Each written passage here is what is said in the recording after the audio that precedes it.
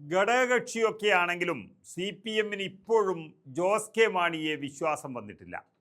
അധികാരത്തിന് വേണ്ടി മാത്രം നിലകൊള്ളുന്ന കേരള കോൺഗ്രസുകാർ ആയതുകൊണ്ട് മാത്രമല്ല, സ്വന്തം നാട്ടിലാണ് ജോസ് കെ മാണി ഏറ്റവും വലിയ പരാജയം ഏറ്റുവാങ്ങിയത്.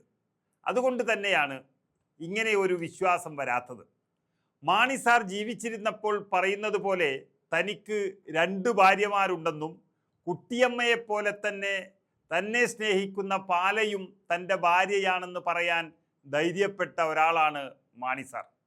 അർഹതപ്പെട്ട ഒരു നേതാവിൻ്റെ മകൻ അതേ പാലായിൽ നിന്ന് നിയമസഭയിലേക്കും ലോകസഭയിലേക്കും തോറ്റു തൊപ്പിയിട്ടു. ആ ജോസ് കെ മാണിയെ അത്ര പെട്ടെന്ന് വിശ്വസിക്കാൻ CPM തയ്യാറല്ല. മാണി സാറിൻ്റെ മകനായിട്ടും പാലായിൽ ജോസ് കെ മാണി തോറ്റത് ജനസമ്മതിയില്ലാത്തത് കൊണ്ട് മാത്രമല്ല പാലായിൽ CPM-ന് ജോസ് കെ മാണിയുടെ വോട്ടുകളിലും വിശ്വാസമില്ല. അതുകൊണ്ട് തന്നെ ചിഹ്നമില്ലാതെ തന്നെ മത്സരിക്കുകയാണ് ഇത്തവണ CPM. അല്ലെങ്കിൽ തെരഞ്ഞെടുപ്പിൽ സ്വന്തം ചിഹ്നത്തിൽ മത്സരിക്കാൻ താല്പര്യം ഏറെ കാണിക്കാറുള്ള CPM ഇത്തവണ സ്വതന്ത്ര ചിഹ്നത്തിൽ കൂടുതൽ സ്ഥാനാർത്ഥികളെ നിർത്തുകയാണ്. അതും പാലാ നഗരസഭയിലും പാലാ നിയമസഭാ മണ്ഡലത്തിലെ മറ്റു പഞ്ചായത്തുകളിലും കൂടുതൽ അങ്ങനെയാണ് ഇത്തവണ കാണുന്നത്.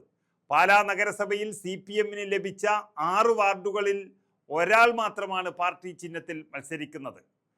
അതായത് ഘടകകക്ഷിയായിട്ട് പോലും CPM-ന്റെ സ്ഥാനാർത്ഥികളെയും അതിനേക്കാളേറെ അവരുടെ ചിഹ്നത്തെയും മാണി കോൺഗ്രസിന് ഇഷ്ടമല്ല എന്ന് പറയുമ്പോൾ CPM-ന്റെ പക എന്തായിരിക്കുമെന്ന് ഊഹിക്കാവുന്നതേയുള്ളൂ.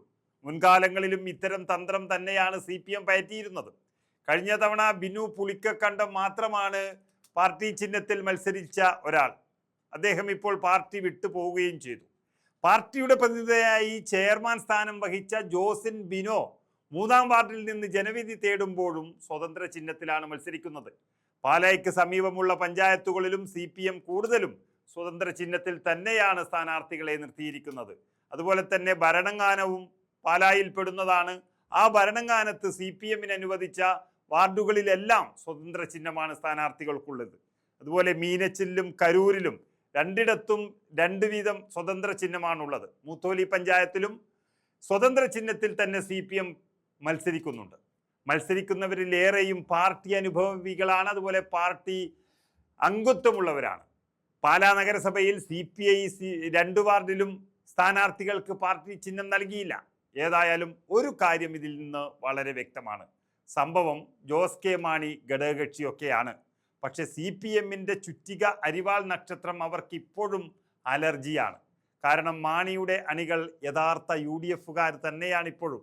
അതുകൊണ്ട് CPM-ന്റെ ചിഹ്നത്തിന് കൊടുക്കാതെ മാറ്റിക്കുത്താൻ പാലായിൽ കേരള കോൺഗ്രസിന് കഴിയും എന്നുള്ളത് കൊണ്ട് ഏറെക്കുറെ വിധി നിർണയിക്കാൻ പോകുന്നത് അതുതന്നെയാണ്.